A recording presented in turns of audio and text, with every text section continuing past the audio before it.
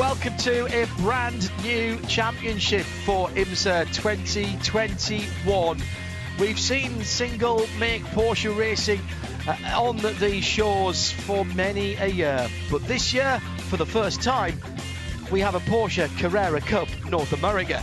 We also have the competitive debut of the new Type 992 Porsche 911 Carrera Cup car, and that is a big change from what we have seen in the past.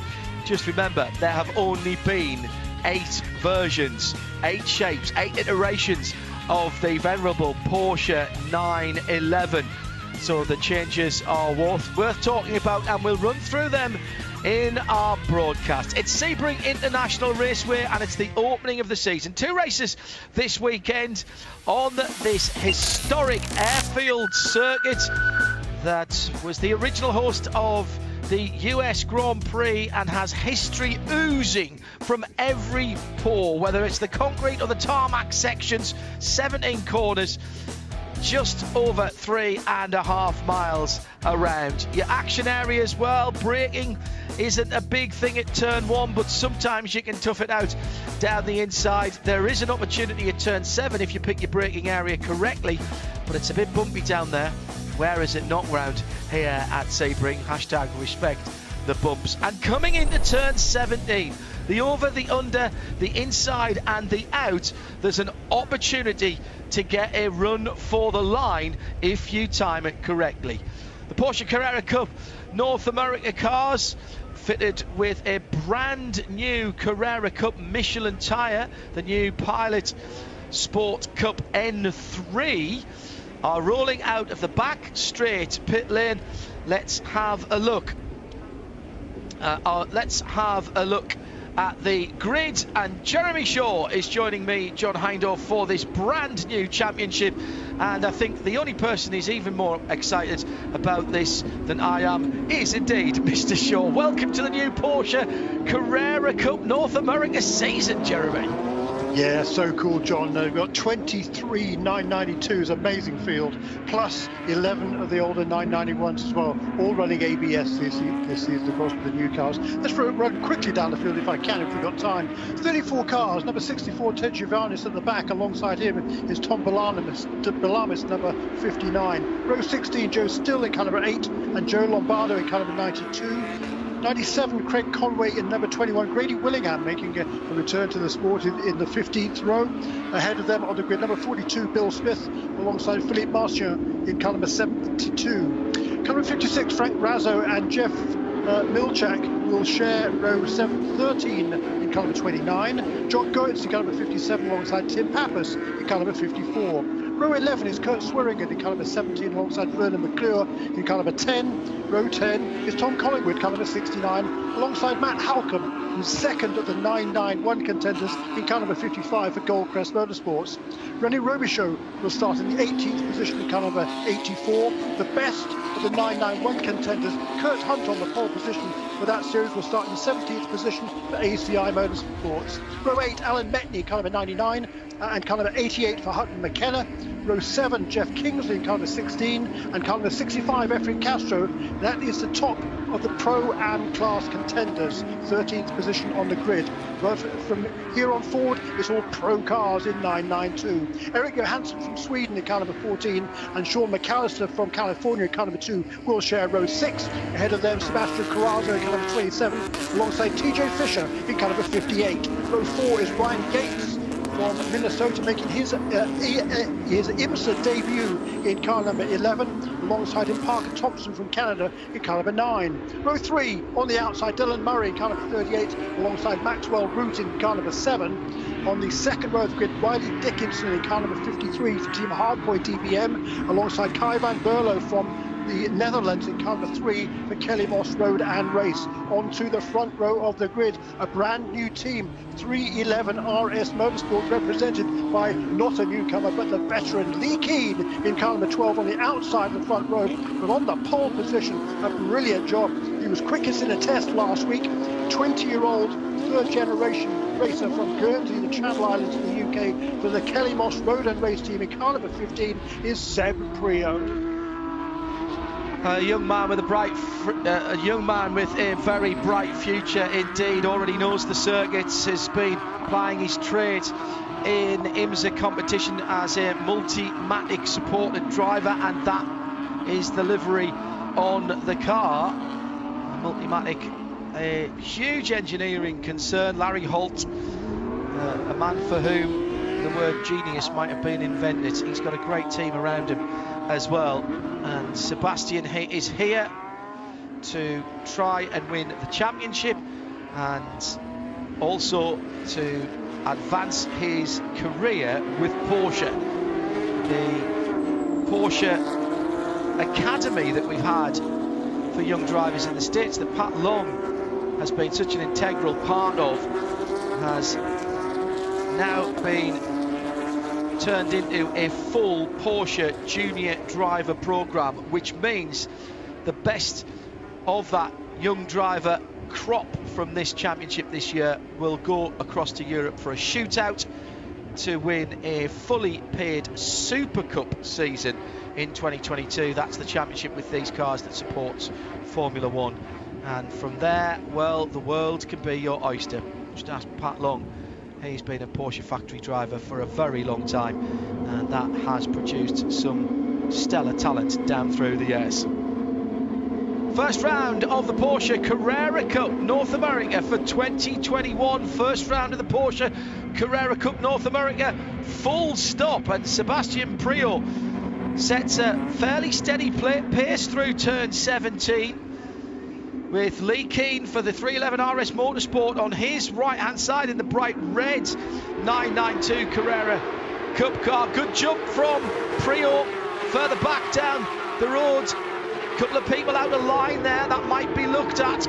Lee Keane getting eaten up, I'm afraid, by cars coming through. That looks like Kai van Berlo going down the inside. Riley Dickinson was in there as well in the Team Hardpoint EBM car. He's gone through in a second. Super run to the sharp end of the field from Dickinson. Priaulx had such a big gap there going into turn 3, Tom Christensen corner, Jeremy, that he actually took a really wide line. He didn't have to worry about someone coming up the inside. Job 1 done.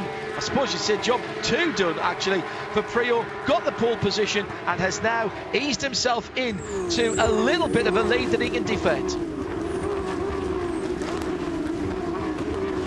So down into the hairpin for the first time in the middle of the park. There's a spinner.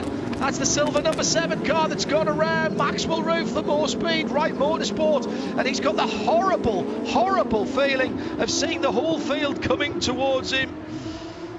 Puts the hazard flashes on the four-ways. Whether that was a reflex action now, is there some damage to the right rear of that car as he hit the curb and turned around?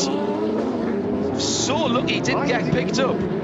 I'm not so sure there wasn't some damage on that car before he spun around, John. He was way to the inside line there, wasn't he? Yeah, there's definitely a problem with the right rear of that car, and it looks like he might have a puncture on the left rear as well, and I think he got that when somebody squeezed by, but there was a rather too much toe angle and camber angle on that rear wheel for my liking when that car was sitting facing the oncoming traffic. It's a horrible feeling to have. It's only ever happened to me once on a racetrack, and I never want it to happen again. Seeing the whole field coming towards you and having to go either side. It will be Sebastian Priaulx then for Kelly Moss Road and Race in the Multimatic sponsored car that will lead the very first lap of the Porsche Carrera Cup North America here at the 69th annual Mobil 112 as of Sebring. The gap was 0.2 of a second, and then there's a decent bit of a gap back from second place. And another spinner, that's the Apex Motorsport 56 car that's gone around at the final corner, Jeremy. And that's facing the wrong direction as well. TJ Fisher. Just about gets... So it's a 56 car, beg your pardon, not the 50. There's 2 Apex Capital cars. Yeah, sorry, it's Frank Razzo. Yeah, it's Frank Razzo, yes, that's right. Rather than TJ Fisher, who's just outside the top 10. But that was a really good first lap there by Sebastian Priaulx. He timed that start to perfection. And Lee Keane there, even with all Lee's experience, who was kind of caught a little bit napping there. That's just the advantage of being on the pole. It's up to you to, when you nail the throttle and get away off the line. That's exactly what he did. But Lee Keen, though, settled into third position. He's got a little bit of ground to make up, but look, this is a long race. It's a 45-minute race, same distance as the GT3 Cup races have been in the past here in IMSA since 2005. So he has got so much experience. He knows he's got a fast car. It's been a really good debut for this 311 RS Motorsport team. Yeah, very good start from Kai van Berlo as well in the Kelly Moss Roden race number 3. That's the white car with the green on it. That was the livery that won the championship last year, let's not forget. Riley Dickinson, I thought, made a good start as well, and of the top 8, 7 of them are in the junior driver category. It is only, in fact, Lee Keen who doesn't qualify for that outside of the age range. Down into turn 17. Side by side, 2 charges further back down the field. The silver car is the number 2. And that is Sean McAllister for JTX Racing. So used to seeing that in full branded colours. And the bright green is the number 38. That's the BGB Motorsports car. And that's got a famous name in it as well. That's a Murray. That's another second generation racer in that car, Jeremy. Yeah, it is. Dylan Murray, the son of David, who had a lot of experience and a lot of success in Porsches for many years. And young David Murray, he's no question about it, he's a star in the making. He's been driving all sorts of different cars, and well, you name it, he's driven it. Even though he's still only 19 years of age. We started off in karts, drove Legends cars, late model cars. He's been driving in the Michelin Pilot Challenge Series for the last couple or 3 years. Had a few wins in there, and he's most definitely a big star of the future. That's Dylan Murray, who's driving that car number 38, that bright green car. Can't miss that one, can you? And well inside the top 10 at the moment. Just as a little point of interest, I believe all the cars were supplied in the silver colour that you see Sean McAllister's. If it isn't GT silver, it looks very much like it, for those of you who know your Porsche colour charts. And it is a testament to both Porsche Motorsport North America and to Weissach, the Porsche Motorsports hub in Germany, who build these cars, that they were able to get them. They only came at the, I think it was the first week of the new year was when they arrived, and to get them to the teams, to get them to a test, and then get them to this race has been a fabulous effort from all concerned. Should mention as well Dr. Daniel Armbruster, who I think I saw waving the green flag at the start of this, and how appropriate is that? He's worked so hard to get this Porsche Carrera Cup North America up and running. He was expecting 15 of the new cars, the Type 992s, which are battling at the front of the field. He's managed somehow to wrangle 23 of them out of Germany, and I'm not entirely certain how he did that. I'm not sure he's going to tell us either, to be honest, Jeremy, but quite clearly this is the competition debut for this car. Oh, side-by-side action and a touch. 57 and 10, getting too close for comfort. That's John Gotts and Werner McClure, Wright Motorsports and TPC Racing, and my goodness, people having to pick their way through there towards the bottom end of the top 20. Oh, don't do that! And right in front, oh, I can't believe it, pulls out right in front of another competitor who was coming up. That was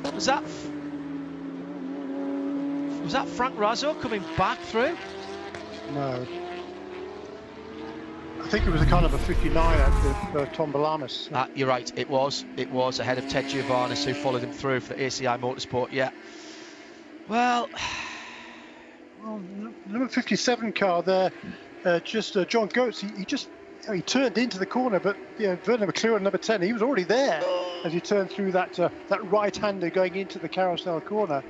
And for Tom Belames there, it's just, wrong place, wrong time, I guess. Another set of suspension damage on the back of that car, more four-way flasher action. Didn't expect to see that much this early, if I'm honest. Tom has continued, but he's dropped a couple of places, and I think Frank Razzo's actually got past him. Yes, he has. They're on the far side of the circuit at the moment.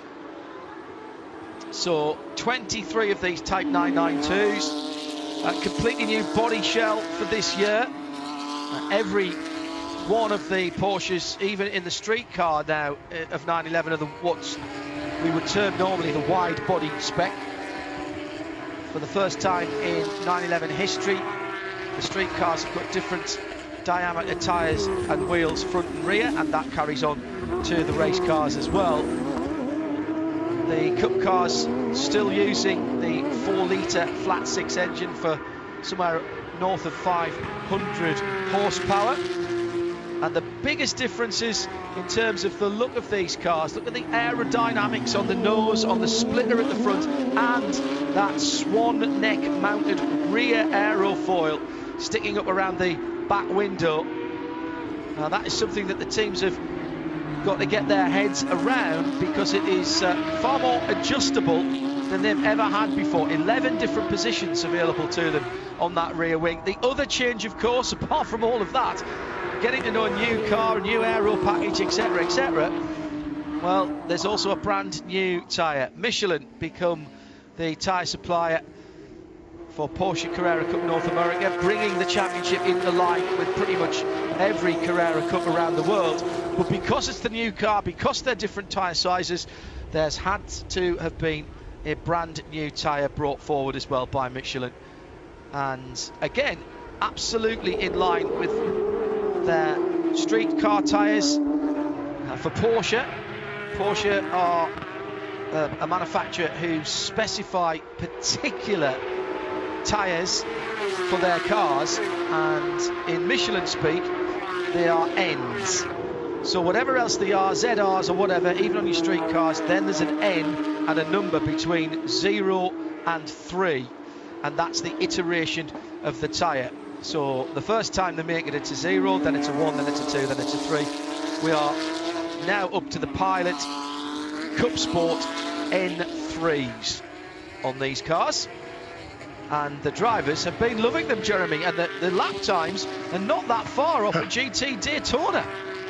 Well, that's true, yeah, particularly in favourable conditions. It's super hot and windy today, so we're not, these cars went significantly quicker during the test session last week. The fastest time there was a 2 minutes 0.870 by Sebastian Frio. To put that into perspective, the pole time, which was set earlier this morning, was a 2:03.1, so a second and a quarter slower. Fastest lap in this race so far, actually set by Kai van Berlo in second position, a 2:04.114. And again, to put things into perspective, the old race lap record for the old style 991 cars was a 2 minutes 4.8 by Jake Edson. So already on the first flying lap, we beat that standard with these new cars, despite the fact we really don't have favourable lap conditions at the moment. Yeah, very warm at Sebring. Lovely for the large crowd of spectators. The big race on Saturday, of course. There's just over half an hour still to go. It is Sebastian Priaulx that leads from Kai van Berlo, then Lee Keane dropping around about 3 seconds further back. Riley Dickinson in fourth position. At 3 different classes here, of course, Jeremy. 2 classes for the new 992s and the grandfathered, well, we were expecting a dozen. I think we've got 11 who took the green flag of the previous iteration, as one of those goes around. And that is the Gold Crest Motorsport number 29, Pro-Am 991 category. And that's the My Shack car. Now what happened there?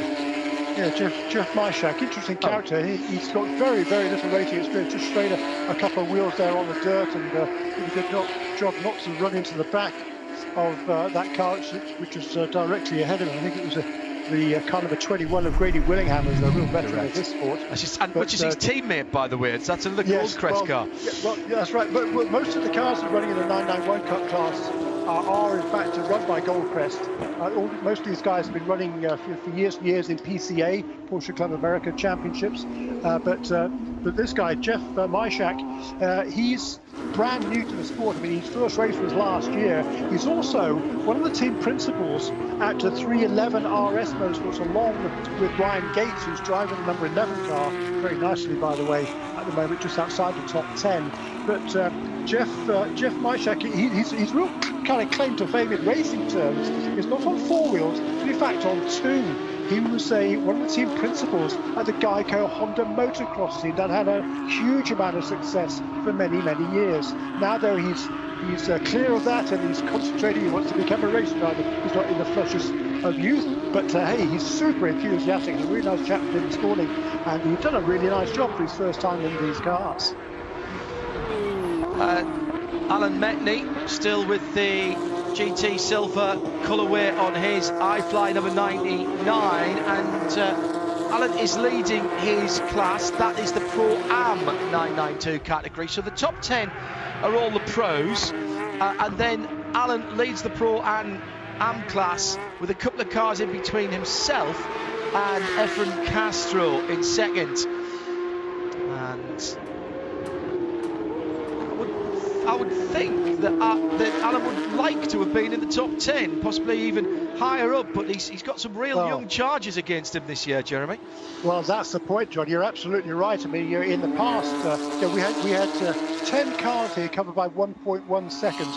We've never seen a field that close, well, not for many years, in the old GT3 Cup Series. Now the game has been moved up dramatically. We've got a whole bunch of young chargers in here. We talked about it before. There's actually 9 junior drivers who are under the age of 24 and eligible for that Porsche prize for next year if we complete the full season. And it's super tight at the front.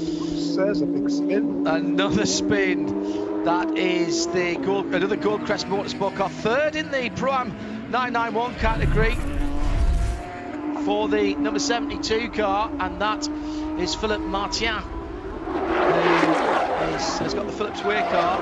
What's he doing all the way out there? I'm not sure that part of, well, it's not the usual line round turn 17. He was a bit wide, and he actually did well not to hit anything there. The 991s do have their own category. Leading that at the moment is the ACI Motorsport driver Kurt Hunt in the number 24 car in a very creditable 24th position overall. And he's done a really good job as Kurt Hunt. This is just his 9th weekend of racing. Period. Kurt Hunt, yes. 41 years of age, from Atlanta, Georgia. He's in the financial services industry. He bought this car. It's actually a car that Parker Thompson drove to second place in the Canadian Championship a couple of years ago. It's number 24 car. It's been run by ACI Motorsports, and the sponsor on the side of that car is Shiver and Duke. Well, that's his wife's business, a boutique jewellery business, and it's named after his daughter Shiva, who's age 9, and his son Duke, who's age 5. Just love it. Real family sport. He's brand new to this sport, but really doing a nice job. Again, I chatted to him this morning, super enthusiastic, and he kind of got hooked into the sport when he went on to a track day, as so many people do, and they got absolutely hooked. And when Kurt Swearigan, who's one of the principals here at ACI Motorsports, took him for a spin in the car in the right-hand seat, that was it.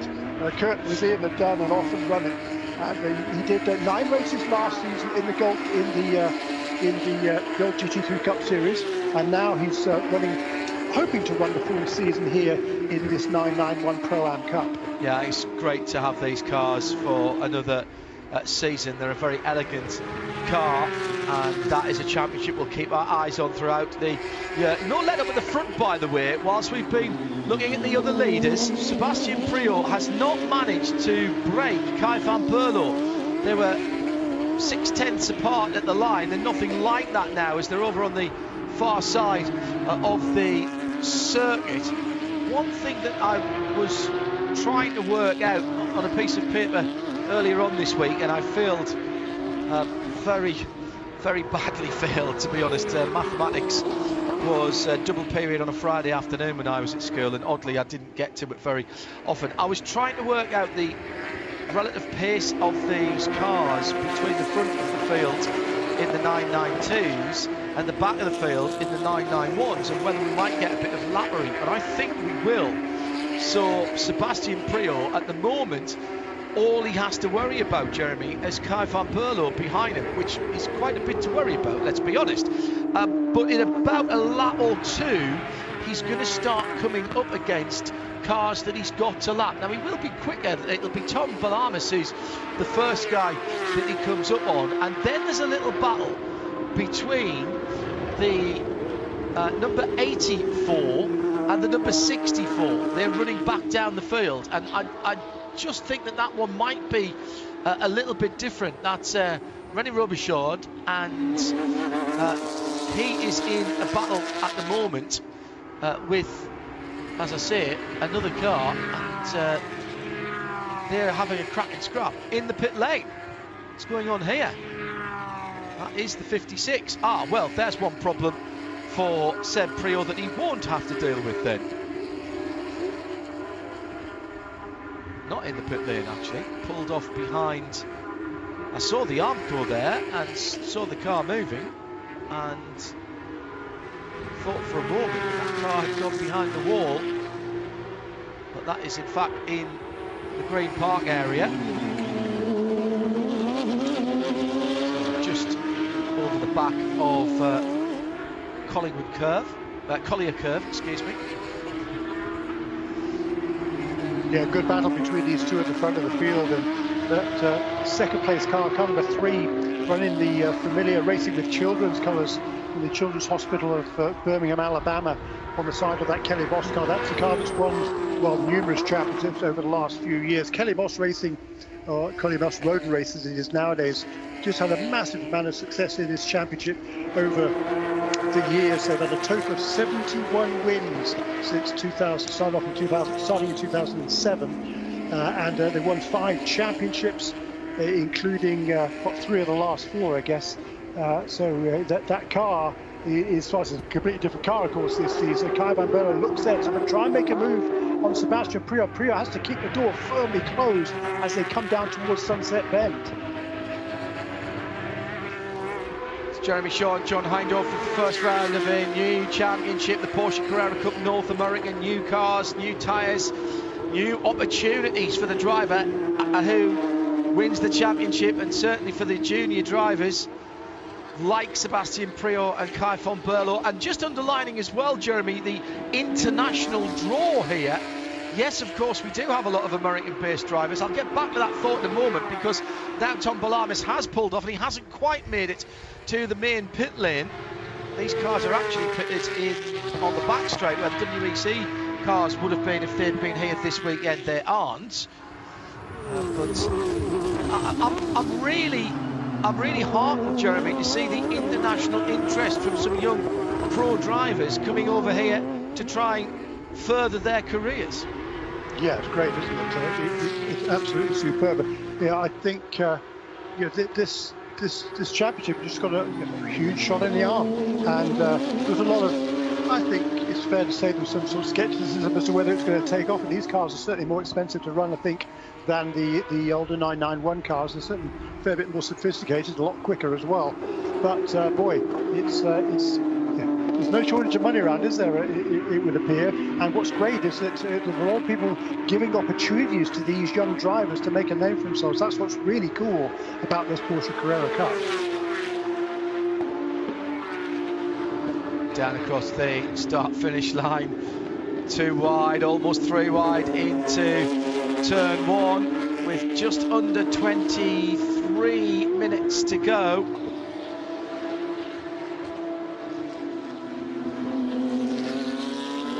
I'm impressed at the pace that's being shown at the front of the field as well, Jeremy. And these guys in the 991 Cup category are going to be here for the whole season. in that category. More 992 cars to be allocated, of course, for next year, and there's no reason why we couldn't have somewhere near or perhaps even over 30 cars, 30 992s next year, which would be outstanding. And this is the first championship to get the new cars. Not the first time that's happened, actually. The IMSA series has had the new iteration of cars first in the past. But this is a real feather in the cap for Porsche Motorsports North America. Just watching the times further down the field. Fastest lap in Pro-Am has gone to Alan Metteny. Fastest lap in the 992 Pro category is to the second place driver, Kai van Berlo. So in his efforts to chase down Sebastian Priaulx, he has clocked the fastest lap. He has, and that was on lap 3, and he hasn't. The pressure has not relented on the race leader, Sebring. We saw a couple of times on the last lap in particular, he had to kind of defend the inside line, heading down the back straight, down the Alec Ullman straight towards Sunset Bend, turn 17. But it looked for a moment like Kai van Berlo was going to sort of prize open the gap there, but he wasn't able to, and Priaulx still leads. But this is a super battle out in front at the moment. 20 minutes remaining, John. Yeah, and this is the time, you know, we're well inside the second half of the race now. And one of the things we've talked about for a very long time is these 45-minute races for Porsche Cup in the USA. It's about a stint in a GT car. And one of the things, particularly these young drivers, are having to learn here is how to manage what is going on with the car, what is going on with the, in 2021, Michelin tyres, and get the best out of them. Now, you can go off as if you've lifted the afterburners at the front, and it is a sprint race, let's be honest, at the start of the race. But that's when the car's at its heaviest. You're burning off the racing fuel. Bit of lappery going on here. But Sebastian and Kai make that look very easy indeed, with a little bit of help, in fairness. Yeah, I think that was Ted Giovannis there, just keeping well out of the way there. Hats off to Ted. He's the most experienced, life experienced driver in the field. And he did a good job there, used all the experience. He's had a lot of success in driving as well. He'll be in action also this weekend in the Pilot Challenge, the Michelin Pilot Challenge Series race, 2-hour race tomorrow as well. So getting some good track time in for that. Yeah, I wonder what's left, not in the tank, but as far as performance is concerned for these two drivers at the front of the field. They've pulled out to over 5 seconds. Lee Keane has done a cracking job, and he's not been under challenge since the start, really. Riley Dickinson in 4th place, it's another 1.4 seconds further back, and he's got the same gap on Parker Thompson for JDX in 5th. And then Dylan Murray is only half a second further back in 6th position. So that's a decent little battle. And Parker Thompson's had to put his best lap of the race in last time around to stay ahead of Dylan Murray for 5th and 6th. That's not the right line there, Jeremy. No, I think not. No, that's I think that's Hunter McKenna there, running a little bit wide and losing 14th position. And he just got in the brakes a little bit. Oh, okay, he was making a move to the inside. Okay, he's still going a bit too deep. You could brake late, but not quite that late. Hutton needs a second generation racer. His father runs a very successful Porsche dealership in California, and you know that car looks familiar. It should do, because McKenna Porsche has had a fair bit of success in the past. Side-by-side contact there going down the back straight, and that was TJ and Sebastian Carrera battling over 7th and 8th. You have to be a little... I don't think cars have got fenders on them, Jeremy, but the wheels are really heavily cambered, both front and rear, and side-by-side contact like that can cause damage. And looks like another place is going to be lost there by Sebastian Carrera in that highlight, the yellow car. And TJ's got off. He's going to have to rejoin, and he's sort of sideways, sort of not. He's hit the barrier. Oh dear me. That all started back on the exit of turn 1. He jinked to the right to try and miss some of the sponsor signage. I thought he was going to rejoin, but I think he may have done some suspension damage in there. He's in amongst the dust and kicking it up, and then there's a couple of roads. Oh, huge buddy hop over the circuit opts there for the short track, and that's what did the damage. Massive airborne moment, and as he's come down, certainly the right rear suspension, I think, has gone, but that is not what these Porsche Cup cars are made to do, Jeremy. Yeesh, that's scary. Man. That's a wild ride. I mean, he finally hit the fence about a quarter of a mile away from where that accident started. Yes. Damage to the front end, damage to the right rear suspension at the very least. We're still under green. We are, aren't we? Is that going to bring out a caution period there? Well, he's got there, so somebody else could. Yes, it has. Yes. Full course yellow. And, well, now Lee Keane will think all of his birthdays and Christmases have come together, as will Riley Dickinson and Parker Thompson, because the 5.5 seconds that the leaders had between them and the rest of the field is about to disappear. And of course, as soon as the yellow flag comes out, TJ gets first gear and tries to creep that car with the Apex sponsorship back onto the track. I would advise against that. I really would, because he's done the radiators at the front end of that car. He's done some suspension damage at the back, and who knows what else he's done. I mean, that was what, 6 feet off the ground at the back of that car, at least, Jeremy? Yeah, that was a long way in there, wasn't it? That was a pretty scary run for TJ Fisher. Just misjudged the exit, goes to the right of the WeatherTech signs and in between that and the barriers, and he thinks he's got away with it. But the cuts for the other track layouts are raised above the grass areas. Of course they are. And that's what sent the car up in the air. Well, he has got it going again. Yeah, maybe he hasn't damaged the rear suspension. It's just the way the bodywork is sitting around it. I'll take that back. That's extraordinary. Well, yeah, but he certainly isn't going to be a contender from here on, that's for sure. I'm sure he'll be bringing that car back to the pits, and he'll be hoping there's no damage to the radiators there at the front as well. Fluids. But turn 1, it's notorious. Fluids. Yeah, exactly. He stopped. Yeah, smart move. And that's a great shot, isn't it, of those that water leaking out of the front of the radiator. That's a great shame for TJ Fisher, youngster from Vacaville, Northern California. Started off in the open wheel ranks, had some success there, and then was pretty much out of racing for 2 or 3 years, but got an opportunity to come back last year when David Baker stepped out of the Apex Capital car and was looking to help a couple of young drivers, one of whom was TJ Fisher, and he's now on board, I think, for the whole season this year. That's running with the top racing team out of Texas. And hats off to David Baker for giving this opportunity to this youngster. Unfortunately, it's going to end up early this day for TJ Fisher, but better days to come. And John, it's super tight. It's certainly super difficult at exit of turn 1.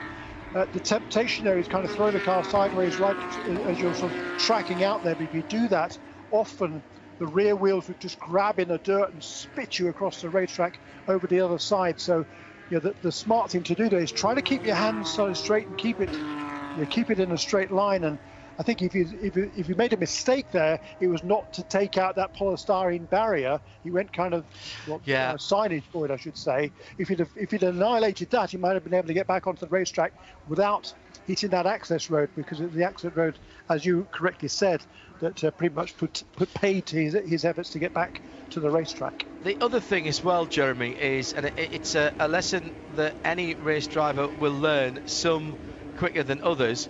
When you're off the track, you cannot go at the speed that you would think you were going when you were on the track. You really need to start thinking about slowing down. Right, I'm not saying jump on the brakes, although the ABS on these cars would have helped in there, but if he'd lifted and tried to just coax the car to the left-hand side, whereas he hit that at pretty much unabated speed, that access point, and I don't think he helped his cause there at all.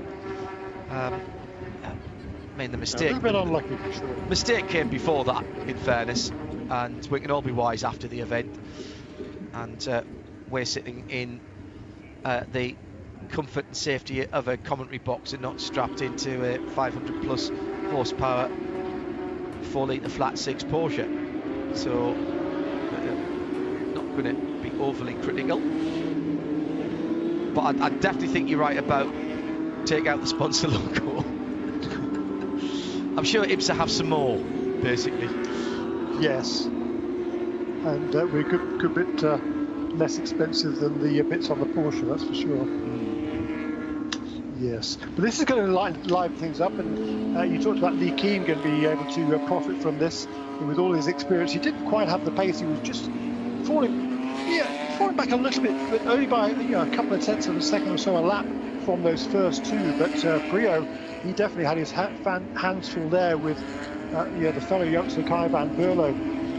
Both of those two drivers are just 20 years of age and separated in their birthdays by only about a month actually, and they were just they're both very, very talented youngsters. Lee Keen, he's the veteran driver in this group in third position, but Riley Dickinson, he was hanging there right with Lee Keen, only a second or so further back. Parker Thompson from Canada there in the fifth position, just a similar margin back he was as well. And another youngster, Dylan Murray, another teenager, Dylan Murray, rounding out the top six. Hats off here to Eric Johansen from Sweden, the car number 14, qualified in the 12th position. He's got that MRS GT racing car up into the top 7, and the MRS GT team, new to North America, well known in Europe, of course, but they had problems getting into the country with the COVID restrictions, so they picked up the cars late. The deals were only done in the last couple of days. They missed the test day last week. So for Eric Johansen, who's only announced in his car, I think yesterday or the day before, his first time in North America. He's a former BMW junior driver, in fact, is Johansen. But he's been racing in Europe with some success in the last few years. And he's running there very nicely in that 7th position. Jeremy Shaw and John Hindhoff, hello there. Just under 10 minutes to go.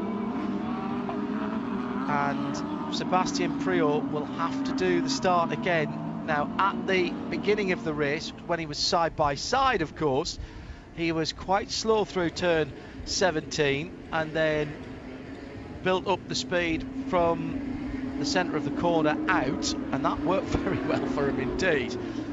I think Kai van Berlo, though,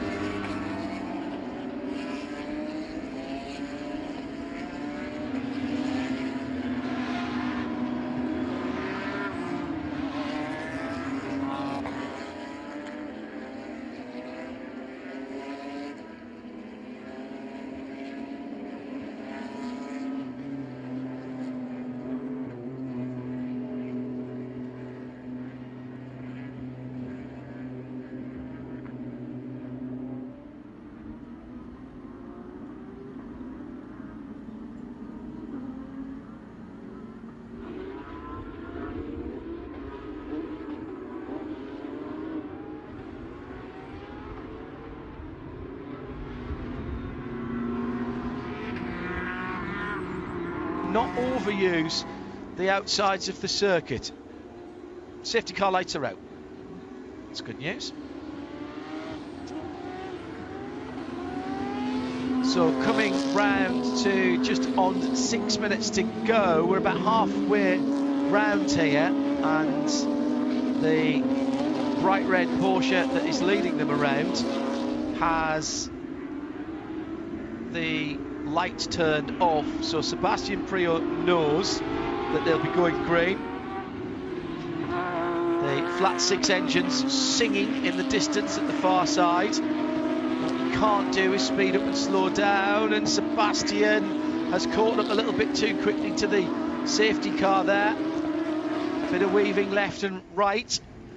Yeah, no gamesmanship here in IMSA competition. The chief steward will be all over that one, that's for sure. The new chief steward this year, or at least new to this year, is Randy Buck, but he's been a race director for a long time in all sorts of different championships, including many years with the Skip Barber Racing School. So he knows Sebring like the back of his hand, I can tell you that.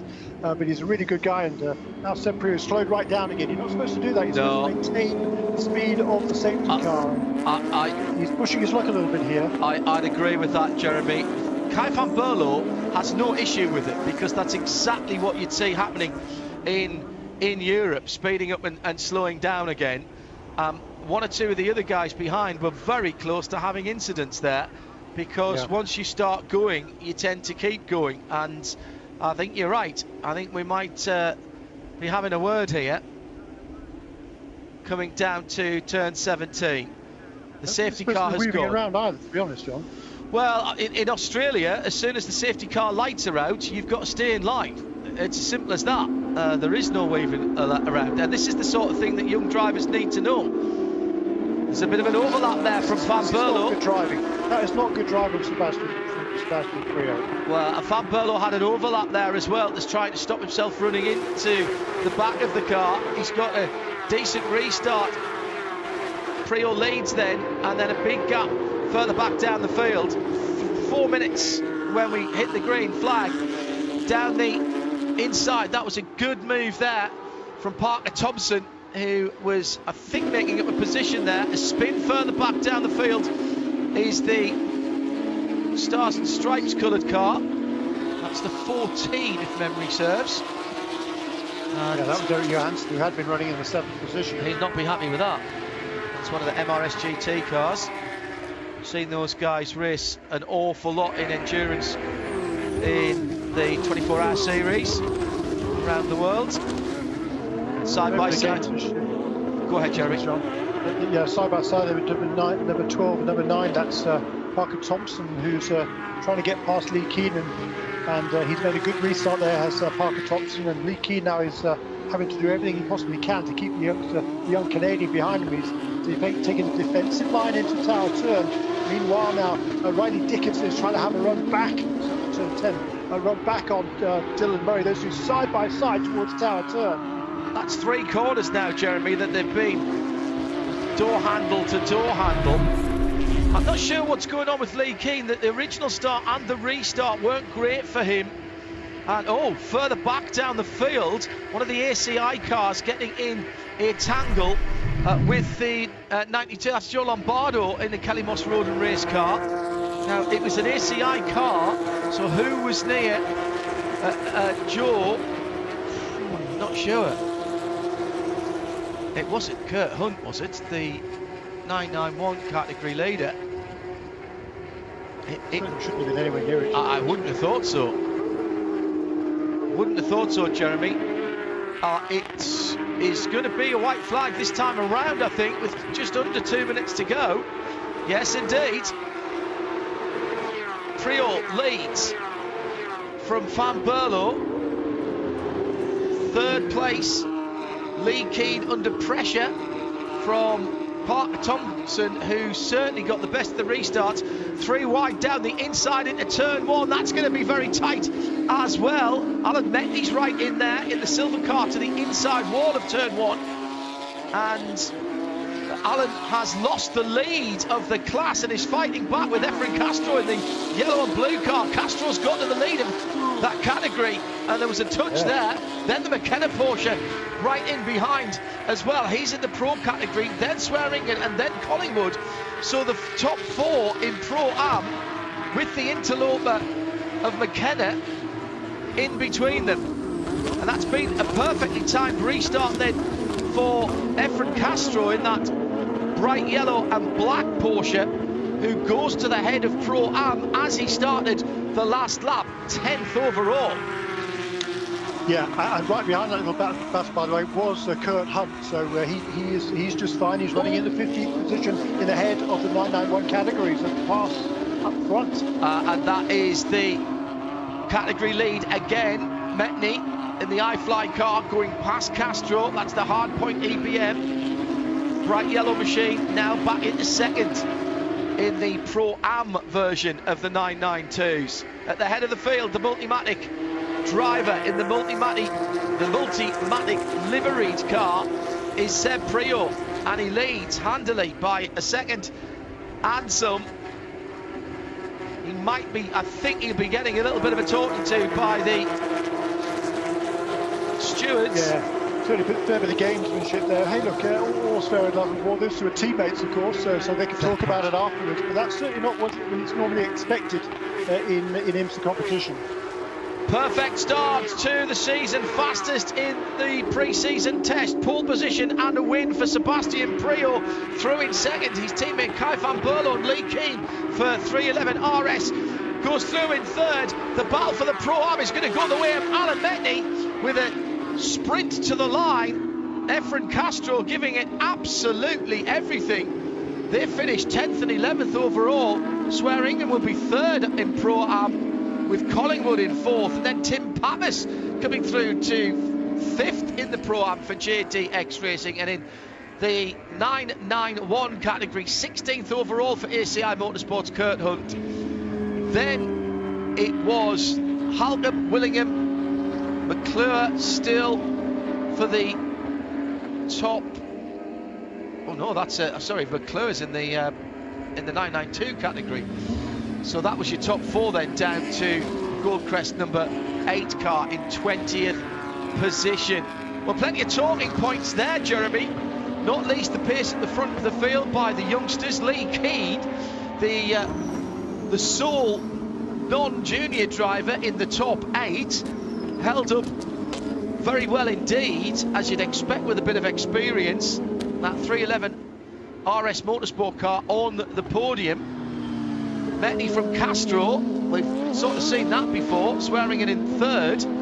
That's shaping up already after the first race to be an interesting season. Hunt, Halcombe and Willingham in the 991 category. But certainly some talking points on the restart there with just 4 minutes to go. Sebastian Priaulx perhaps still finding his feet, but has raced here in IMSA competition before. What we don't know, of course, is what was said in the driver briefing. So it wasn't. It was a virtual briefing. Virtual briefing, of course. Yeah. Yeah, but I'm sure that Randy Buck will be having a word with these guys before the race tomorrow, and just to lay down what is allowed and what is certainly not the norm here in IMSA. In Europe, of course, all is fair in love and war, but that would be just fine. But over here, the driving standards are a little bit different, and Sebastian, he's been racing over here for a year or so now, so he knows the standards that are required, and I don't think there'll be any repercussions that will have any major effect. But I think certainly the chief steward, or the race director, I should say, will make his presence felt. But that was a great drive by Seb Priaulx. Take nothing away from him. He really earned that victory. But Kai van Berlo in the second place there. The two 20-year-olds really did a nice job. And Lee Keane there, a fine third place. And in fourth place for JDX. So Kelly Moss won 2 again. But behind them are just a string of different teams. 311 RS in third, JDX in fourth, BGB in fifth, and Team Hardpoint EBM with Riley Dickinson losing a couple of places at the restart, but rounding out the top 6. Well done to Alan Metteny, who wins Pro-Am, and to Kurt Hunt for ACI Motorsports, who's taken the 991 category. What a great start to the new championship and the new championship season for the Porsche Carrera Cup North America. Well, if that's whet your appetite, then good news. We've got round 2 from Sebring later on in the weekend. It's on Friday, live in sound and vision. No blocks, no breaks. More of the same, please. Jeremy Shaw and John Hindhaugh enjoying our Porsche fun at Sebring International Raceway.